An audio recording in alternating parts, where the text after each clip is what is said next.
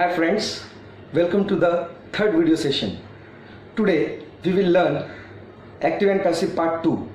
As you know, in part 1 active and passive we have learned how to convert assertive sentences and interrogative sentences into a passive. Today we will learn modal verbs, let and imperative sentences. So let's start. यहाँ पर देखेंगे आप कि कुछ examples दिए हुए हैं model auxiliaries के, मॉडल वर्ब्स के. सो मॉडल वर्ब्स जब यूज होता है सेंटेंस में, उस सेंटेंस को एक्टिव टू पैसिव कैसे करते हैं, उसमें दो चीज हैं. आप देखेंगे इस सेंटेंस में ही में पनिश यू फॉर नेग्लिजेंस. यहाँ पर देखेंगे कि मॉडल वर्ब के बाद यहाँ पे वर्ब में फर्स्ट फॉर्म यूज हुआ है.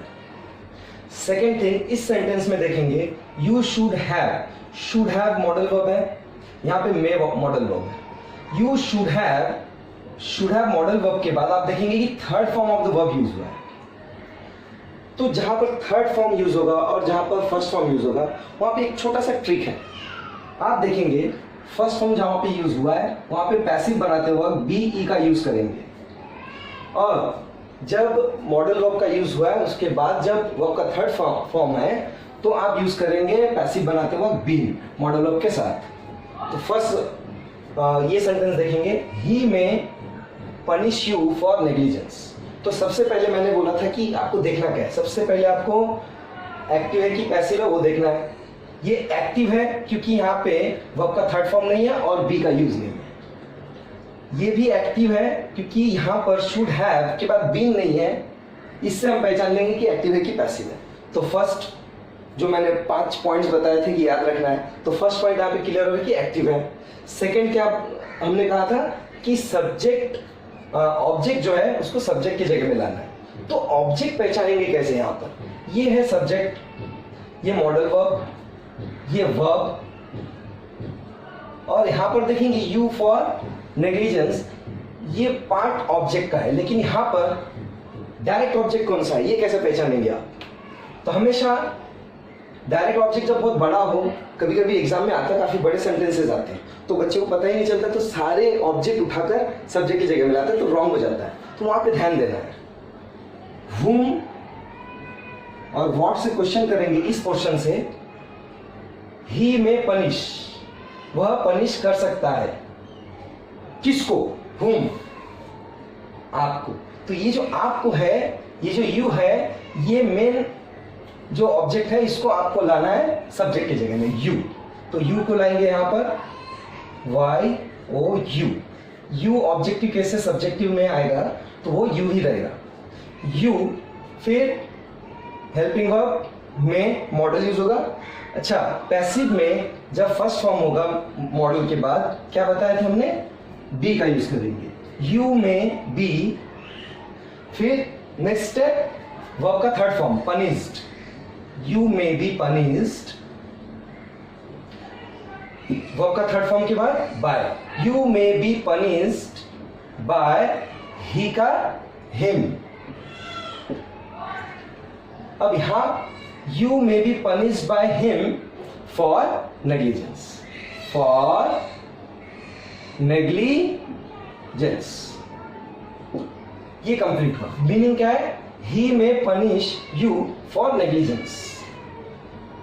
वह आपको सजा दे सकता है आपके लापरवाही के लिए. तो इसे हम पैसिव में कैसे बदले?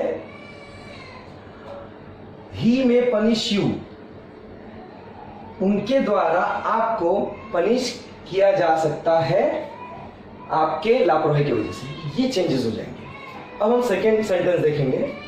You should have attended. यहां पर देखिए थर्ड फॉर्म लग गया मॉडल वर्ब के बाद. मॉडल वर्ब के बाद थर्ड फॉर्म है तो मॉडल वर्ब में क्या ऐड हो जाएगा?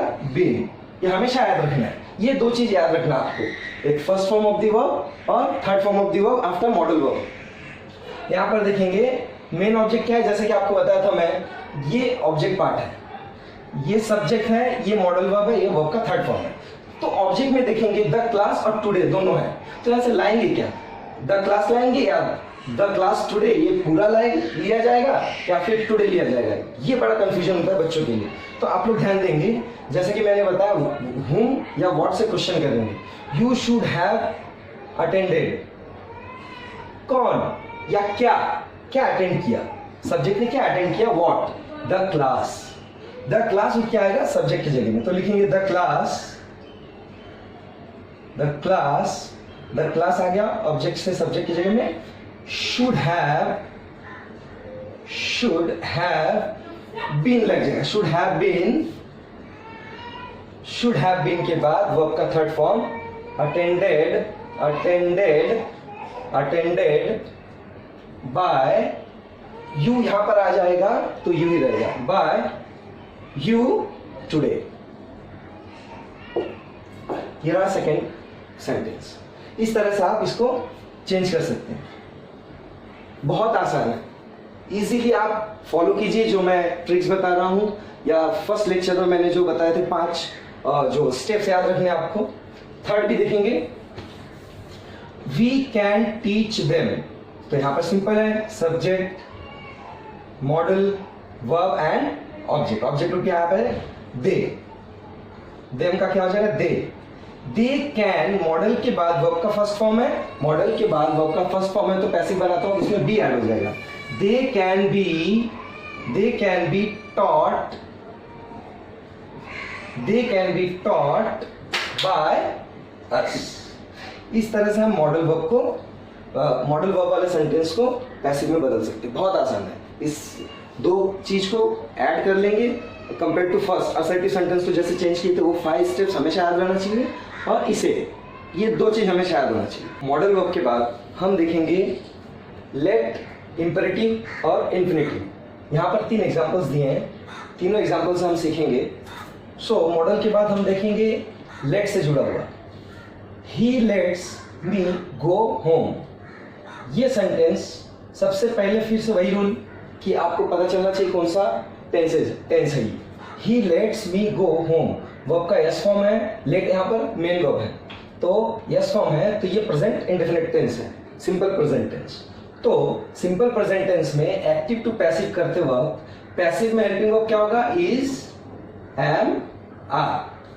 सो फिर सब्जेक्ट, ही सब्जेक्ट हो गया, ये main verb, let's main verb हो गया, मी ऑब्जेक्ट, तो मी उठ करके कहां पर आ जाएगा, सब्जेक्ट की जगह में, तो मी यहां पर आएगा तो आई हो जाएगा, आई के साथ यहां पे क्या लगेगा, इज, एम, आर में आई के साथ हमेशा एम लगता है। आई एम लेट, वर्ब का थर्ड फॉर्म। अब कंफ्यूज ना होइएगा क्योंकि लेट का तीनों फॉर्म लेट, थर्ड फॉर्म भी लेट होगा। सो आई एम लेट, वर्ब के बाद अब ये जो गो होम है ये ऑब्जेक्टिव पार्ट है, तो don't be confuse with the कि हाँ सर ये गो यहाँ पर वर्ब है, ये क्यों नहीं थर्ड फॉर्म, ये ऑब्जेक्टिव पार्ट है। यहाँ पर देखेंगे सब्जेक्ट, वर्ब और ऑब्जेक्ट, और ये जो ऑब्जेक्टिव वर्ब है इसे नहीं लाना। आई एम लेट, लेट का थर्ड फॉर्म लेट ही होता है, आई एम लेट, यहाँ पे थर्ड फॉर्म के बाद क्या करेंगे, ऑब्जेक्टिव केस को लिख देंगे, गो होम बाय, ही यहां पर आ जाएगा तो क्या हो जाएगा, हिम। बहुत आसान है, very easily you can solve it, बहुत आसानी से आप इसे कर सकते हैं, कुछ भी नहीं है, सेम करना है। सिर्फ यहाँ पर लेट का मैंने एक इंफॉर्मेशन दिया है कि लेट का तीनों फॉर्म क्या होता है, लेट, और ये जो ऑब्जेक्टिव पार्ट में गो होम है, गो, ये ऑब्जेक्टिव वर्ब है, इसे नहीं लाना है, यहाँ पे थर्ड फॉर्म नहीं करना है, ठीक है। अब देखेंगे इंपेरेटिव सेंटेंस। इंपेरेटिव सेंटेंस में आप देखेंगे कि ऑर्डर, रिक्वेस्ट और एडवाइस, ये ध्यान देना है। इंपेरेटिव सेंटेंस का स्ट्रक्चर भी अलग होता है, जैसे कि यहाँ पे देखेंगे आप डू इट, तो यहाँ पर डू इट का मतलब है इसे करो। अब इंपेरेटिव सेंटेंस, आप अगर इस सेंटेंस को देखेंगे डू इट, तो डू इट ऑर्डर है, रिक्वेस्ट है या एडवाइस है। तो एक बहुत इंपॉर्टेंट बात बता रहा हूं मैं आपको, ये जो डू इट है, अगर टीचर अपने स्टूडेंट्स को कह रहा है कि डू इट, तो ये ऑर्डर हो जाएगा।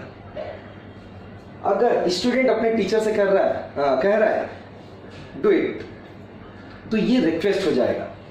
अगर कोई फिजियोथेरेपिस्ट, डॉक्टर अपने पेशेंट को कह रहा है कि do it this exercise ट्राइस a day, तो 3 बार एक्सरसाइज को आप करें, तो ये एडवाइस हो जाएगा।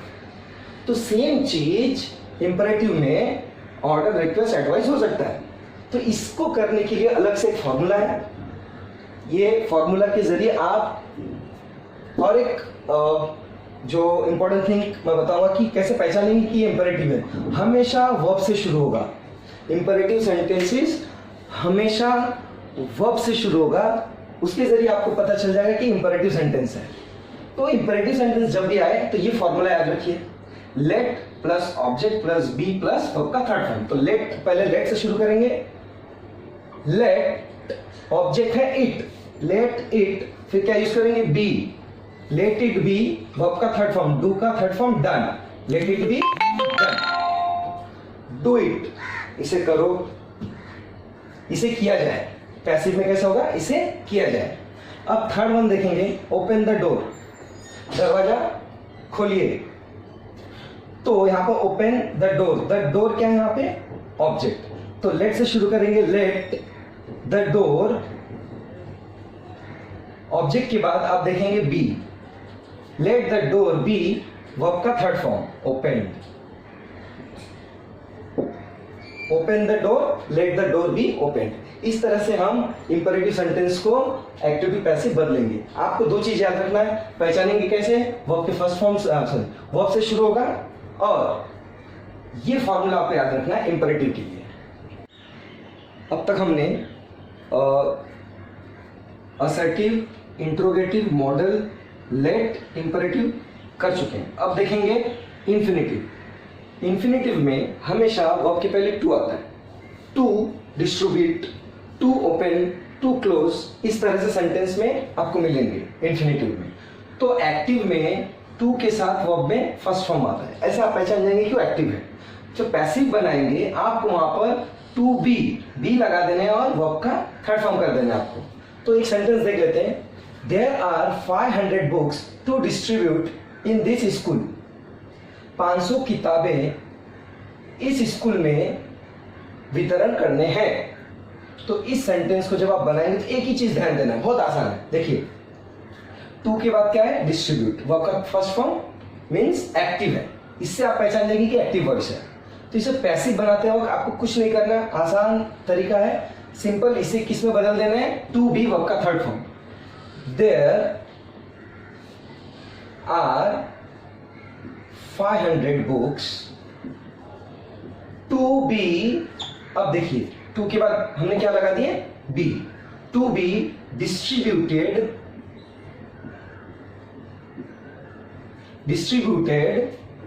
इन दिस स्कूल। मीनिंग में चेंजेस नहीं होता। आप कॉन्वर्सेशन के वक्त इसे भी बोल सकते हैं, इसे भी बोल सकते हैं।